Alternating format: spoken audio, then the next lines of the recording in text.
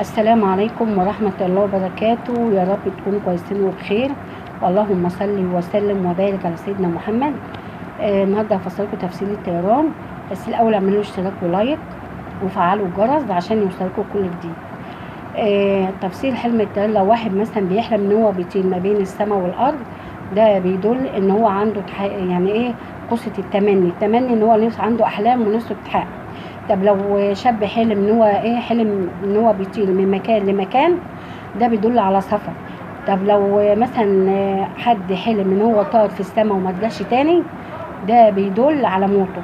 طب مثلا لو هو حلم انه طلع في السماء ونزل في الارض اتهبد مثلا، ده بيدل ان هو مثلا هيمرض، وممكن يعني بتبقى اعتبر قرب اجله، يعني ان هو قرب يموت فيتوب الى ربنا.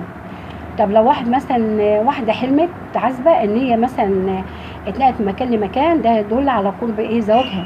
طب لو متزوجه، لو هي حلمت انها بتطير من مكان لمكان، دول ان هي في مشاكل زوجيه. طيب لو واحد مثلا حلم ان هو مثلا متزوج، واحد متزوج وحلم ان هو مثلا بيطير من سطح السقف، يدل على طلاق زوجته وهيتجوز من واحده تانية، ده حلم الطيران. طب العازب اللي هو مثلا بيحلم ان هو بينتقل من مكان لمكان، يعني من سطح لسطح، يدل ان هو هيتزوج من نفس السطح اللي هو طار عليه. النهارده كان ده حلم تفصيل الطيران. يا رب تعملوا لايك وتعملوا اشتراك في القناه. السلام عليكم ورحمه الله وبركاته.